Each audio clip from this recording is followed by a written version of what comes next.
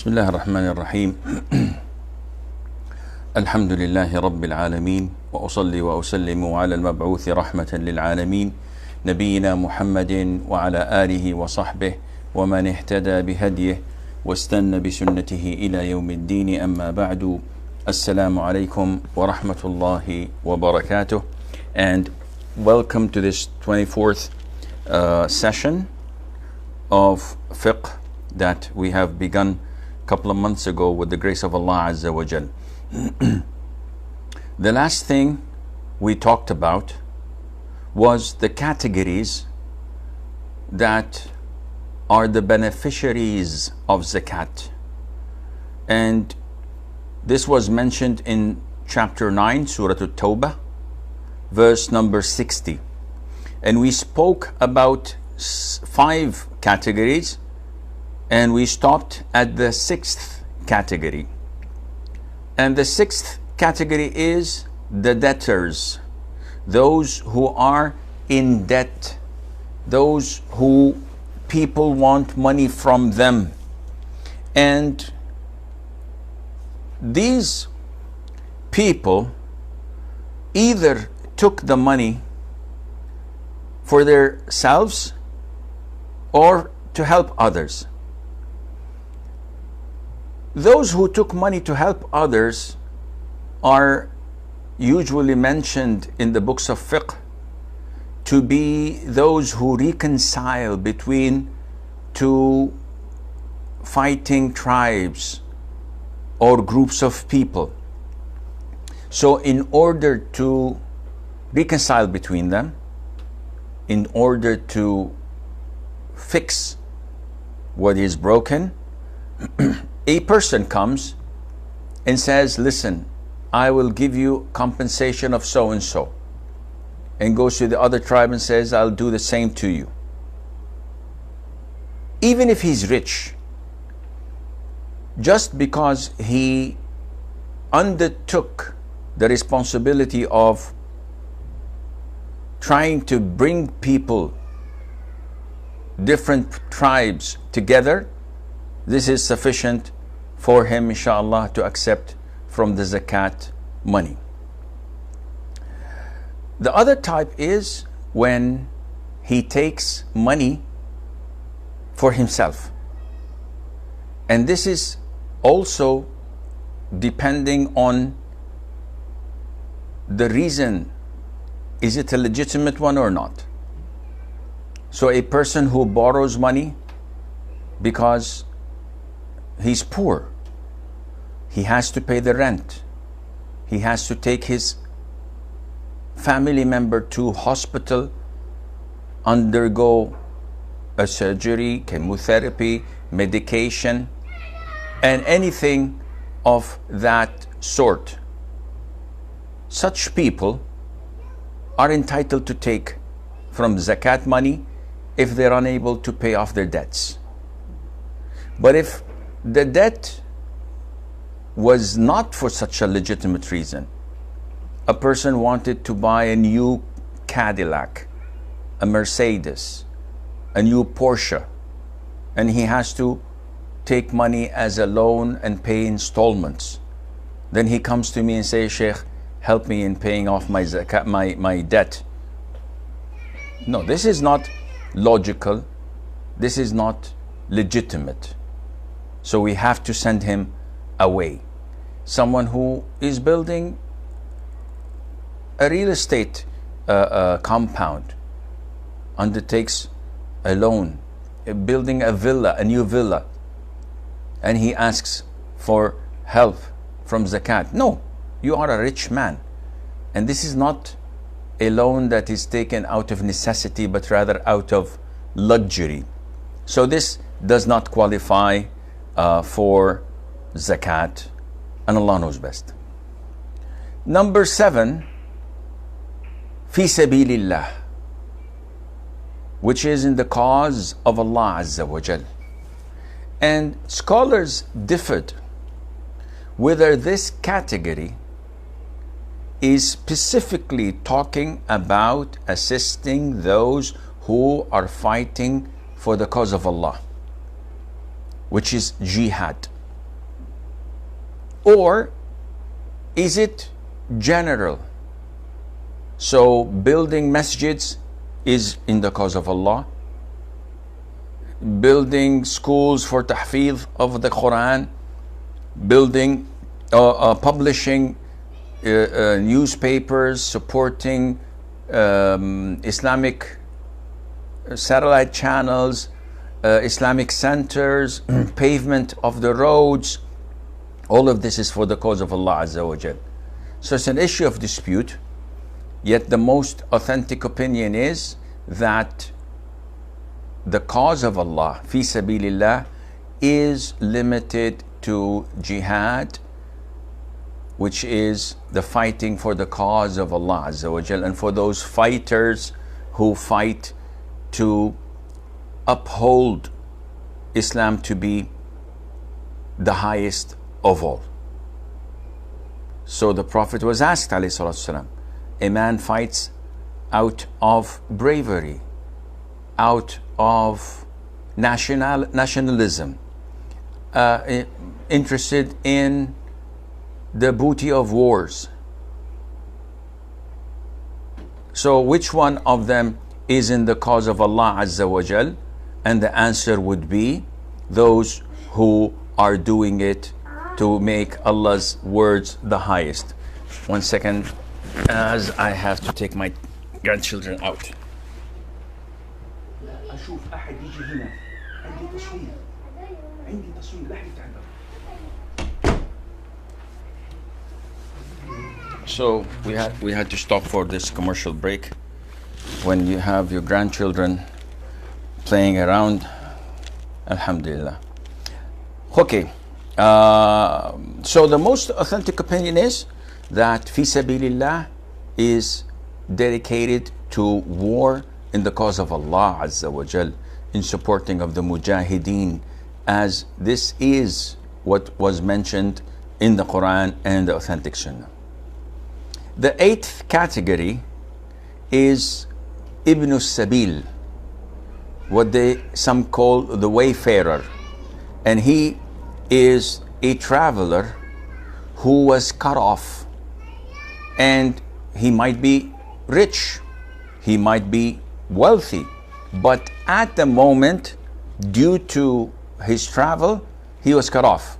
And we see this a lot in Mecca and Medina. People come for Hajj, people come for Umrah, and they lose their documents, they lose their wallets, they lose the money and the cash they had on them, and they said, okay, all what we need is to just go back to our country.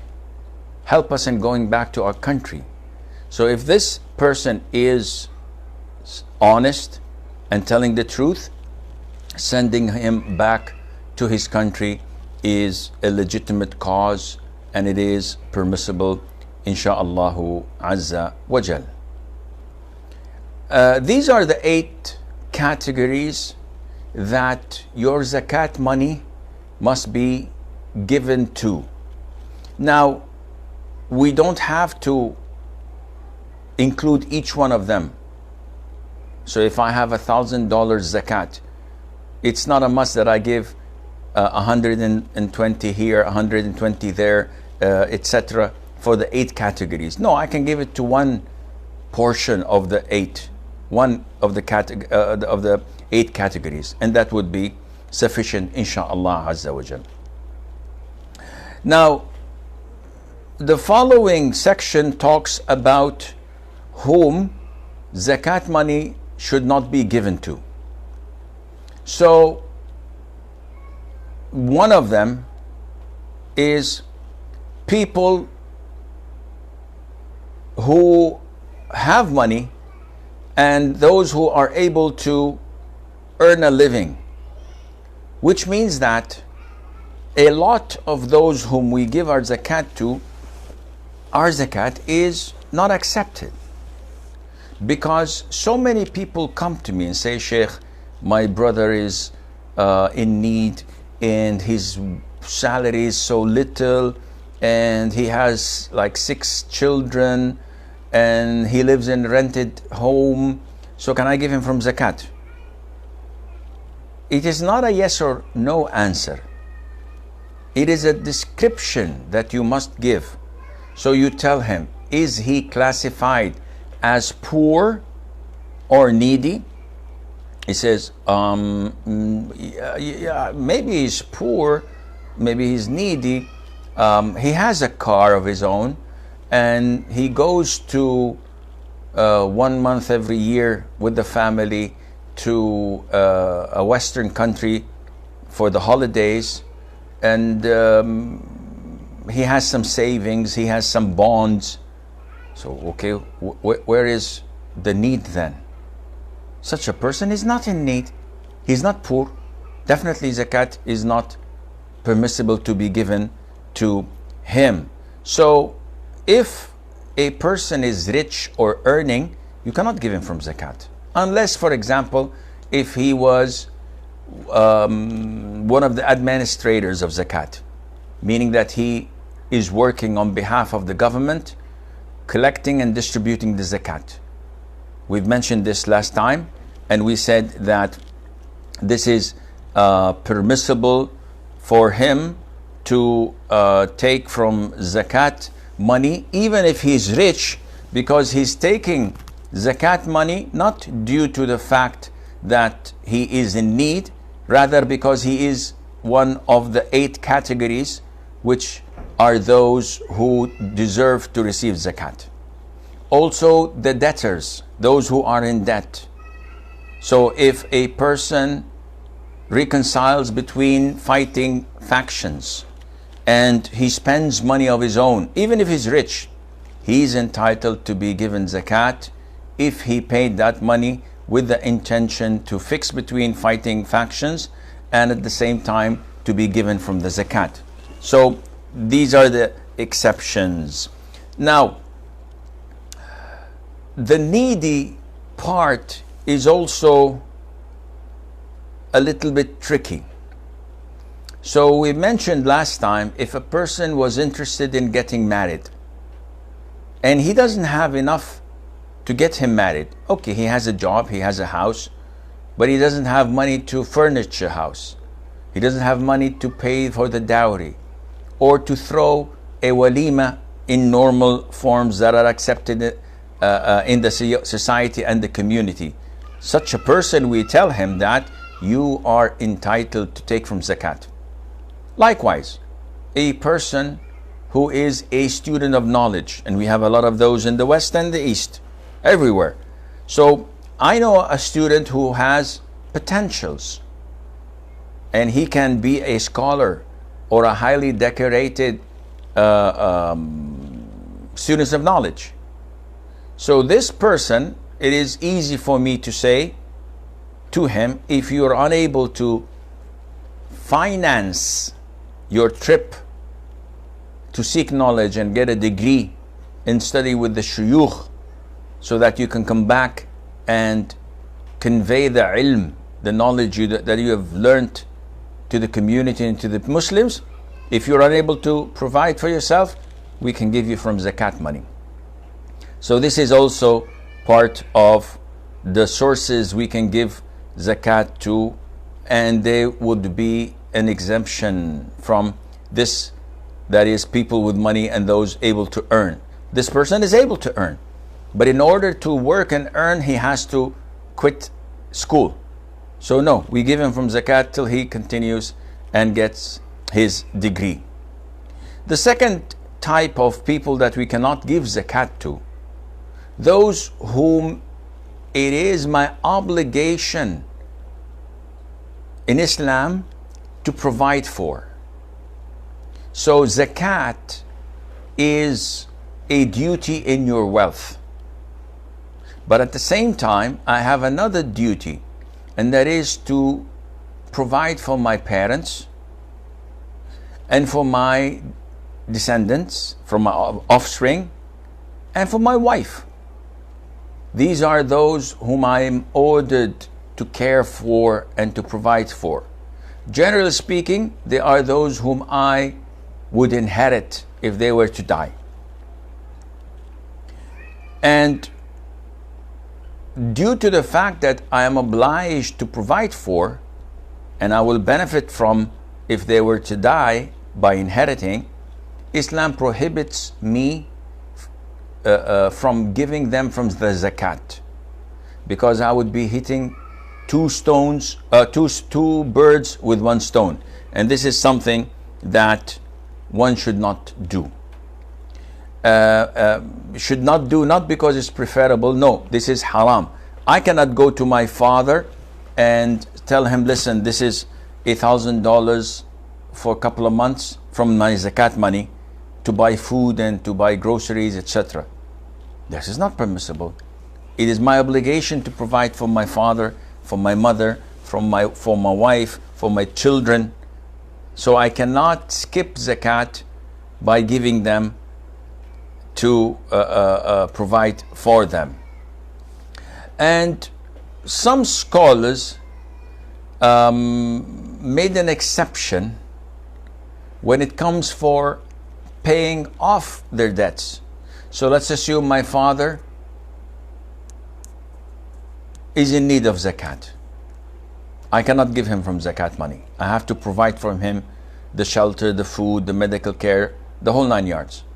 But what if my father has a loan of $50,000 that he lost in a business, and all those who lent him want their money back, or they'll put him in jail? It is not part of my responsibility to provide for my father the payment of his loans. I'm obliged to provide for him food, shelter, and medical care, but not to pay off his debts. So scholars like Ibn Uthaymeen, may Allah have mercy on his soul, said that in this case it is permissible for you to give him from zakat money, because paying off his debts are not an obligation. Also, to be excluded from this point is a woman giving her zakat to her husband. So a woman has an amount of zakat to be paid. Can she give it to her father or mother? No. Can she give it to her daughter or son? No. Can she give it to her husband? Yes, if he's poor or needy. But the other way around is not permissible. So if a husband has a poor wife, he cannot give her from zakat. He has to provide for her. But because it's not an obligation on a wife to provide for her husband, if he is in need or poor, she can give him from the zakat money. Number 3, it is prohibited to give zakat to non-Muslims.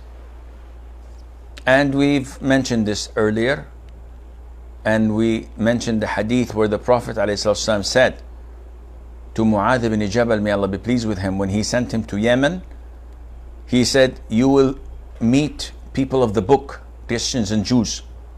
So inform them that Allah has mandated that we take zakat from their rich to return it back to their poor. Their poor meaning the Muslims. So we cannot give zakat to non-Muslims in the 8 categories, with the exception of one, which is those whom their hearts are inclined to Islam.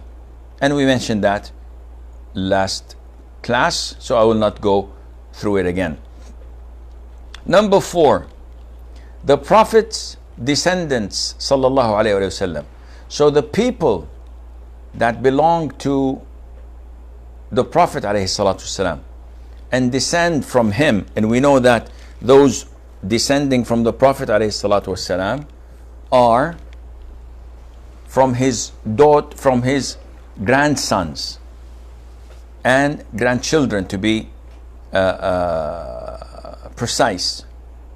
So these are his descendants. These are Ahlul Bayt, and it's an issue of dispute whether Banu Hashim and Banu Abdul Muttalib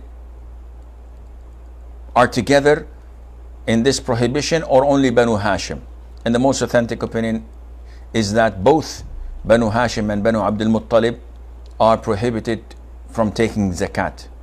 And this is what the majority of scholars say, because it is backed by a hadith that this is the filth and the dirt of people, and it's not permissible for us, Ahlul Bayt, to consume it. But some scholars like Shaykh Hassan bin Taymiyyah and others said that this prohibition stands only when the people from the descendants of the Prophet ﷺ are given their share in the fifth, which is al-khumus, and this is taken from the Muslim treasury, Baytul Mal.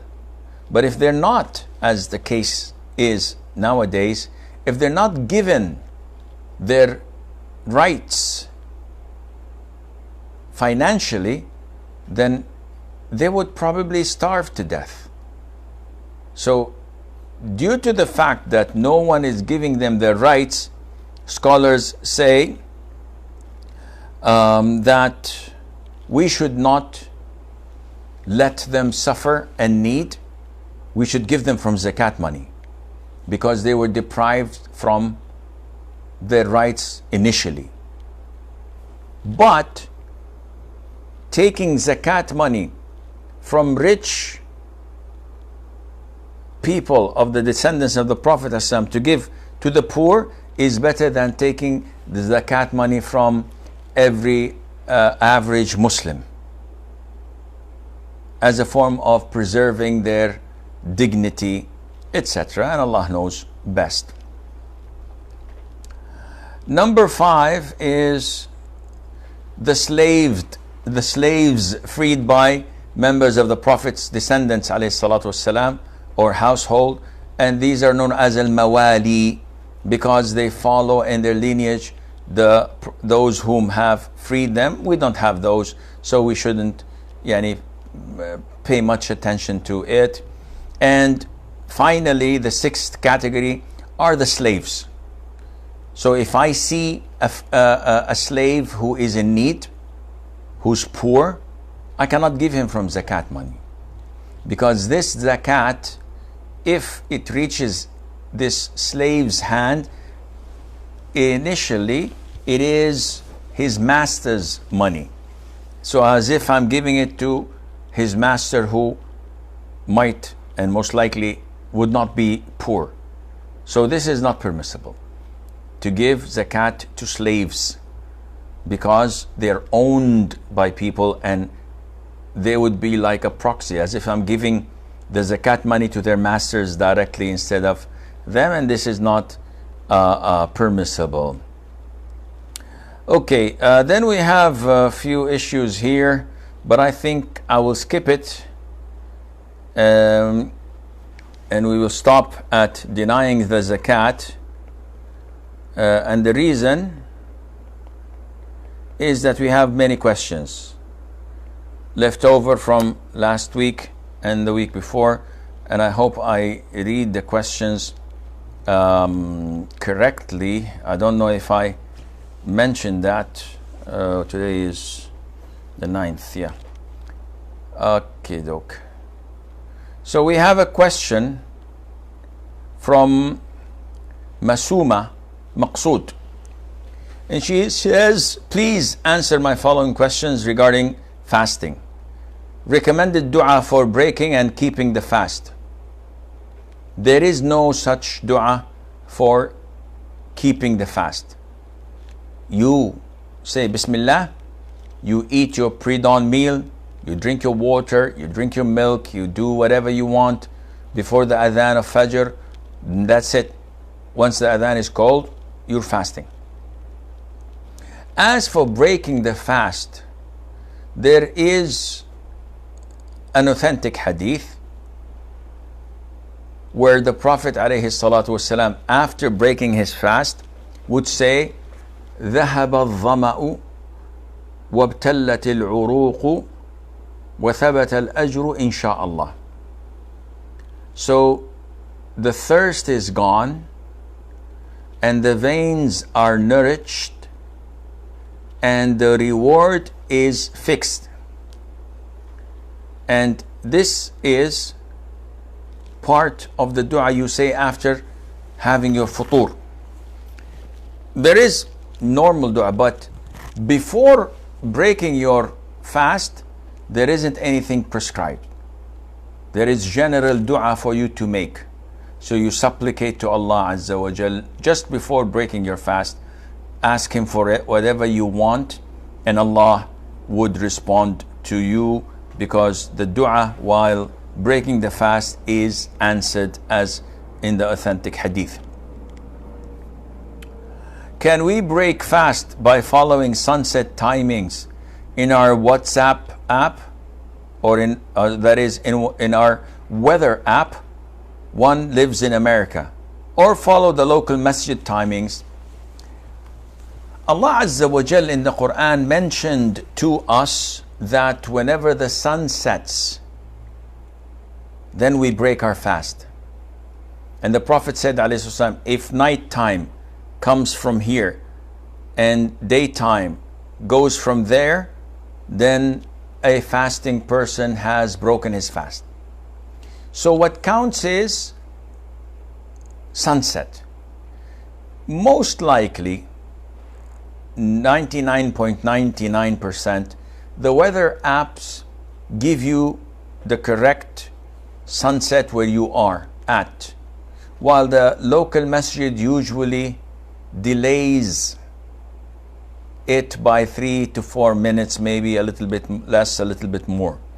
Therefore, if you are confident that your weather app is in accordance to Muslim Pro, to Islamic Finder, etc., these apps that tell you what is al-Qura time for sunset, then there's no problem for you to break your fast accordingly. Number 3, from Ma'suma's questions, for night prayers like Ramadan, Qiyam al-Layl, can we open the Qur'an to recite from it during prayer, or recite the surah only we memorize? No, there's no problem at all. In night prayers, in voluntary prayers, there's no problem for you to hold the Qur'an and read from it in order to prolong your prayer. This is totally permissible and legitimate. Iman Agnon says, a woman 13 weeks pregnant, then had slight bleeding, can she pray? As long as she's pregnant, the bleeding that comes is neglected. She only has to clean herself before prayer and perform wudu. But as for the bleeding, it's neither menses, and it's neither, nor it is postnatal bleeding. Her second question is, after a week, she was told that there is no heartbeat and has to be aborted at 14 weeks. Is she in the state of istihada or nifas, or considered hayd?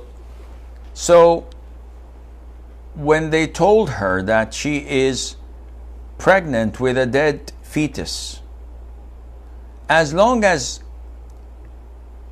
she's classified as pregnant, whether dead or alive, then this is not menses and this is not postnatal bleeding. What about if she aborted the pregnancy and the fetus came out? What about the bleeding? What is it classified at? 14 weeks means that the child is 98 days old. And learn this rule. From day 1 till day 80, the pregnancy, the fetus, if it was aborted or miscarried, the bleeding is not postnatal bleeding. This is called damu fasad, which means that it is istihada. She can pray, fast, have intercourse with her husband, no problem. This is from day 1 of pregnancy till day 18.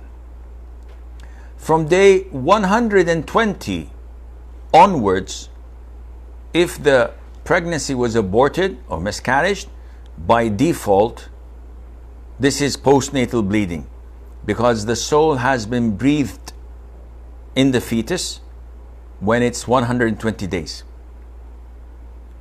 Okay, what about the period from 80 days till 119? Scholars say we have to look at what was aborted. So we have to look at the fetus that comes out. If it has the features of a human being, such as a head, arms, legs, in this case, the bleeding would be postnatal bleeding. But if the fetus that came out is only chunks of flesh, no head, no arms, no features of a human being, in this case, the bleeding is istihada. She prays and fasts and is allowed to have intercourse with her husband. Haslin says Salatul Istisqa and Salatul Khusuf can be prayed alone by a woman or a man at home. I think we've answered this before. Haslin says, if we are not memorized the dua which is recited in funeral prayer, can we hold the paper and recite it? The answer is yes. There's no problem in holding the paper with the dua and reading from it. She also says there is an app available on Chrome which allows to see what the other person deleted in our chat, can freeze or last seen, can hide online, and many more features which is not available in the official WhatsApp, which is available in Play Stores. Is it permissible to use this kind of apps? This seems to be more of spying, because if I have a conversation on my timeline or in my WhatsApp and I delete it because I don't want people to see it, and you go out of your way to find ways in spying and finding out what I had deleted, what I had edited, that would be spying, and this is not permissible. Faiza says, can we recite dua of wudu as soon as we are done while still in the bathroom? This is best recited after you exit the bathroom. But to say it inside the bathroom, you're not allowed to utter it or move your lips with it. Isra says, can I make dua to be under the shade of Allah on the day of judgment if I don't fit the criteria of the 7 types, or I must fit one of those 7 types of people to get the shade? Well, the hadith where the Prophet said alayhi salatu wasalam, sab'atun yudhilluhumullahu fi dhillih yawma la dhilla illa dhilluh. There are 7 categories, 7 kind or type of people whom Allah would shade in His shade on the day of judgment. And the Prophet mentioned these 7 types of people. So can we ask Allah to keep us in His shade on the day of judgment? The answer is yes. Even if I don't fit the 7 criteria, the answer is yes. Because the Prophet did not limit those to be under Allah's shade or in Allah's shade in these 7 types. There are many more. And Ibn Hajar al-Asqalani had counted many more than 7 from authentic hadiths and prophetic traditions. So there's no problem for you to ask Allah Azza wa Jal for that, Ya Isra. Mona says, does the fatwa given in KSA about leasing car via bank is allowed Islamically? Is it allowed to buy a car under that fatwa? I don't know which fatwa you're talking about. Buying a car through leasing is an issue of dispute among scholars. I personally believe that the intention plays a great role in this issue. Now, if you go to any of them car agencies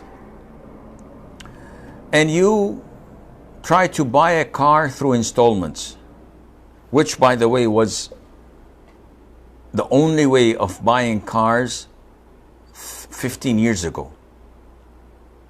So you go to Nissan and you tell them, I like to buy this specific car. They said, okay, the cash is 60,000 riyals, but we'll sell it to you over the period of 5 years for 75,000 riyals. So 3,000 riyals a year extra. Isn't this riba? No, this is not riba. This is selling and buying. So I can sell you my phone for $1,000 and someone else comes and I sell it to him for $800. You have no right complaining to me and say, why did you sell it to me for $1,000 and you gave that person only $800? It's none of your business. This is my phone. You don't want to buy it for $1,000? Don't. Go somewhere else. So it's the same thing. If I, instead of selling it for $800, I sell it for $1,000 and dividing the amount on installments, this is permissible, providing that the end amount is fixed. So it's $1,000, not a penny less or more. And that the transaction is between the actual owner, not a third party who's financing it. So now this was how we used to buy cars. 15 years ago or so, someone evil came with this ingenious, devilish idea. Why? 15 years ago, I used to go buy the car, come out of the showroom with the car in my name, so I can sell it immediately and benefit from the money, the cash money, while still paying in installments. So a lot of the companies complained about this and said that customers are abusing this, buying cars in installments, selling it the following day, and we find trouble collecting our money from them. So someone came with this ingenious idea, saying, okay, tell you what, let's lease them instead of selling them. So we lease them a car. It's still registered in our name as a company, as an owner. And at the end of the term, the 5 years, the 4 years, whatever we agree upon, we tell them that they have to pay a settlement amount, and then we can give them the car as a gift, as a something agreed upon, any reason. And it was like wildfire among car agencies. Everybody adopted it. Why? Because they get to make more money. When you buy a car that is leased to own, you will find that you're not actually buying a car. You're leasing a car with tough conditions and rules and regulations, so that the agency ensures that they're making much more secure money and depriving you from all of your rights. Therefore, I believe that such transactions are not halal, because your intention is to buy a car, not to lease, and their intention is to sell you a car and not to lease. And this is why the contract itself is being set up to fool you. So they say you pay 800 riyals a month for the car. That's fine, that's beautiful. You're renting. So I rent a car for 3 months, and then I said, okay, I'm leaving. I don't want your car anymore. I said, no, you can't do that. Why not? I was leasing. I said, yeah, but you've leased it for 5 years.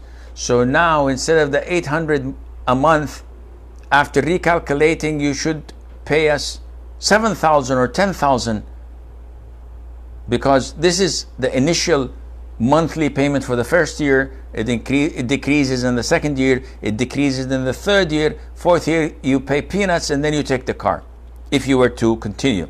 But because you disconnected, you have to pay this. If you were to continue the whole 5 years, we would have taken 800 riyals a month every single month. We would have done the average. But because you decided to leave, then we have to pay, you have to pay us so much money. So they're not leasing, actually. They're selling. They're compensating their loss when you left after 3 months by taking much more than any other car in the world would have cost you if you were to lease it for 3 months.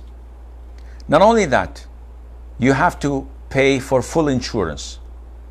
Okay, let us assume that after 4 years and 11 months of regular payment per month, and there's 1 month left to own the car, somebody comes and steals the car.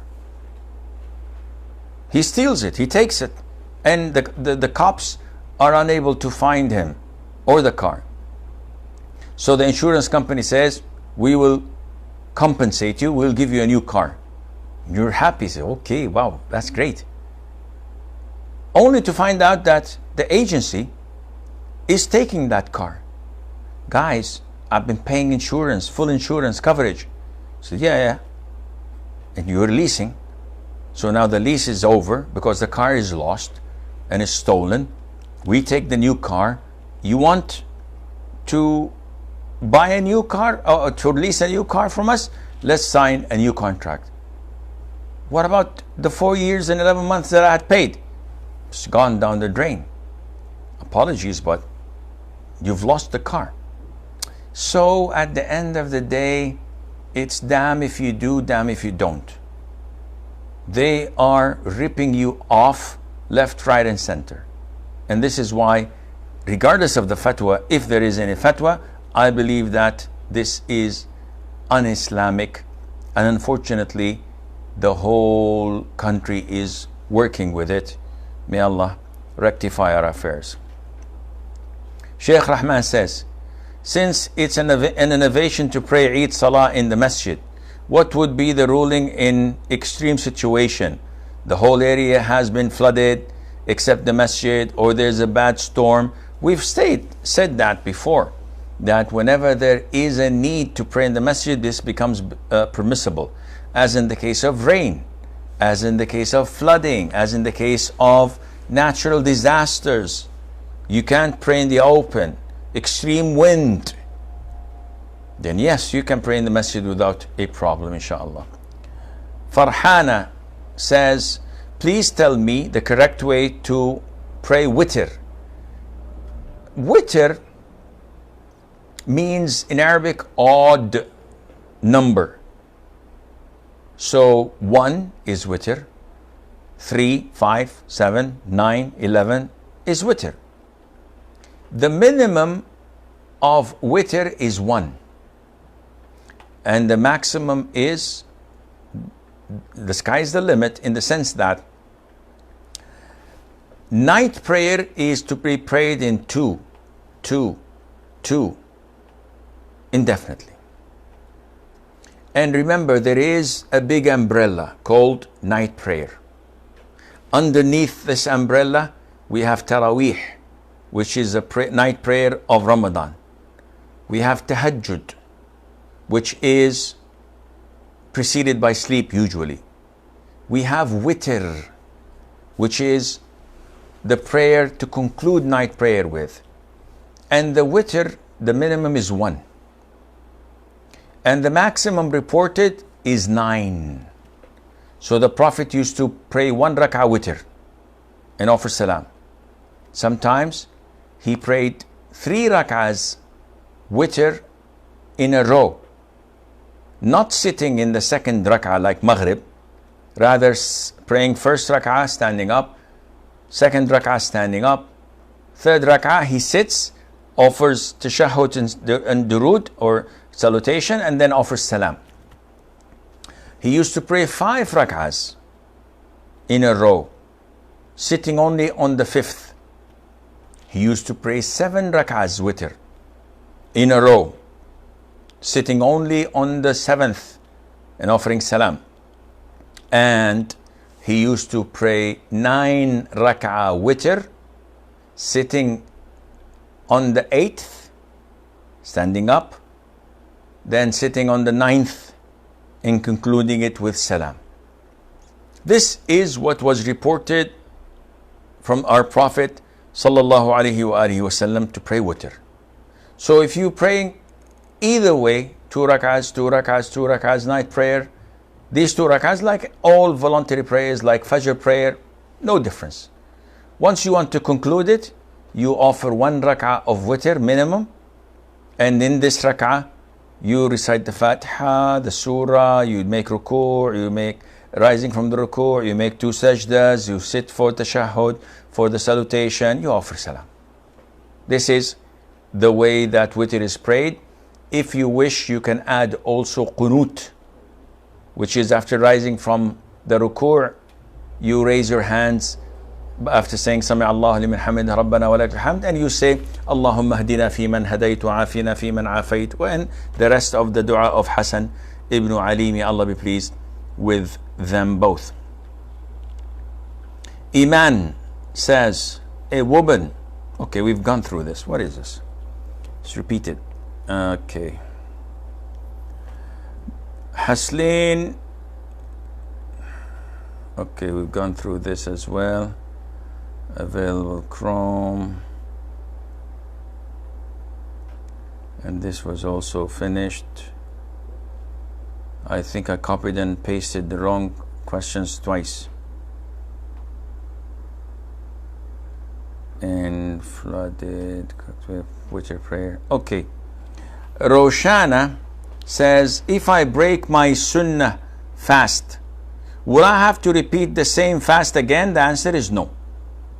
A person is fasting Mondays or Thursdays, and during the daytime of Monday, someone invites him to lunch. He said, no, I'm fasting. He said, yeah, but we're dining at so-and-so restaurant. He said, whoa, I have to go. So he breaks his fast. It's a voluntary fast. There's no strings attached, and he's not obliged to make up for that day which he has broken, and it is okay, inshallah.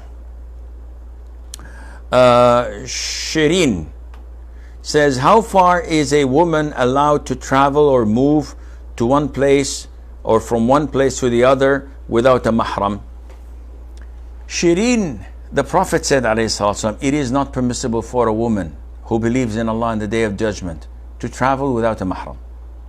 The travel is meant here by leaving the borders of your hometown.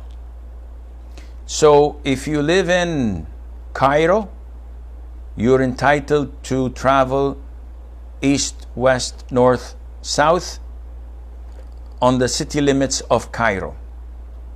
If you live in Great London area, you can travel alone without a mahram from West London to East London to south of London, north of London.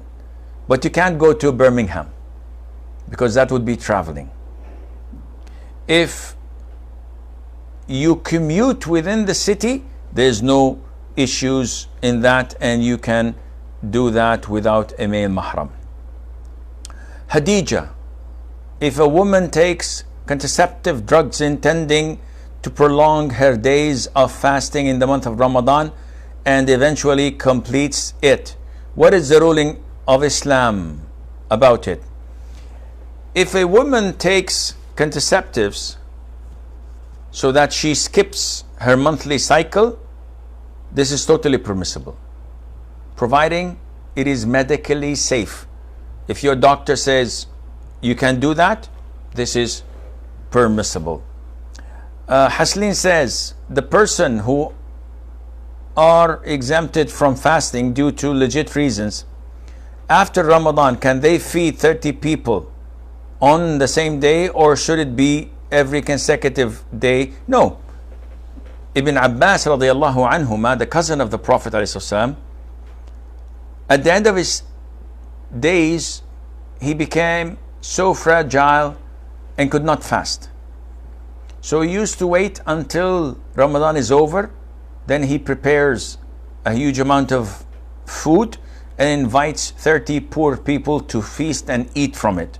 That would be sufficient, inshallah. Sheikh Rahman, okay, your name, akhi, is, with all due respect, has to be changed. You can't call yourself Sheikh Rahman. Yani, Rahman is one of Allah Azza wa Jal's names that can't be shared by anyone. So you can't say Sheikh Rahman. You just have to say Abdul Rahman. Shaykhur Rahman, maybe, but it's not recommended even. Okay, he says some people, when they perform funeral prayers, they do with 2 salams rather than 1. Please shed some light on it. This is an issue of dispute among schools of thought, and we've said before that if you are praying behind a Hanafi school of thought and he does a salam to the left, this is permissible, and though it's against the Sunnah, but there's no problem in it, inshallah, if one does it. Haslin says, if we fast Ayyamul Bid, the white days, the 13th, 14th, and the 15th of every lunar month, if we fast it on the rest of the months in Ramadan, can we make 2 intentions of Ayyamul Bid with fard? The answer is no, definitely not. What you're fasting is Ramadan, which is not compared at all. It's second to none when it comes to Mondays and Thursdays, the white days, alternate days. They're not compared with Ramadan. Ramadan is a fard. So you don't need to have such an intention, and Allah would reward you for fasting Ramadan and everything else. Hasli says, or this is Ma'suma. So Ma'suma says, tell me, I'm making my missed fast, so I have to feed poor too, as I didn't. She missed the fast mainly due to illness during pregnancy and breastfeeding. Also prescribed dua for keeping and breaking the fast. We've gone through this. The answer is, Ma'suma, no. There is no feeding for you when you make up for missed days, whether it is for illnesses or breastfeeding or pregnancy. You just make them days up, and that is it. Shamima says, my question is, if we had the intention of praying witr in the last part of the night after tahajjud, but if we slept off and woke up only at fajr, what do we have to do? Should we pray witr or fajr? No, you cannot pray witr after the adhan is being called. After the time of fajr is due, you cannot pray witr. What to do? You have to make them up during the daytime. So after sunrise by 10 minutes, and until 10 minutes before the adhan of dhuhr. You can make up any missed night prayer rak'ahs there. So if you prayed your tahajjud and you had only one rak'ah left for witr and you overslept, when you wake up in the morning, you pray them 2. If you're used to praying 11 rak'ah every night and you overslept or you were too tired or sick, so in the morning time, you pray them 12. You cannot pray witr during the daytime. It has to be even numbers. And finally, I appeared in B exam in 2000, board exam maybe, 2014. I appeared in 4 papers, and in 1 paper I was absent. When the result came out, they passed all my papers. And the absent paper also, I never cheated. Now I get a job with a degree. Is this job legal for me? The answer is yes, it's legal, inshallah. You didn't lie, you didn't cheat, they made a mistake. And maybe you would have, it would have been much better if you've gone and talked to them about it. But due to the fact that it was one of 4, and it is a collective issue, it's not only 1 paper or 3 papers, or it's a whole process of learning. And if you fulfill the job description for that job that you have applied for, then it is okay, inshallah, and it's halal job for you. This is all the time we have until we meet on Thursday. I leave you fi amanillah. Wassalamu alaikum wa rahmatullahi wa barakatuh.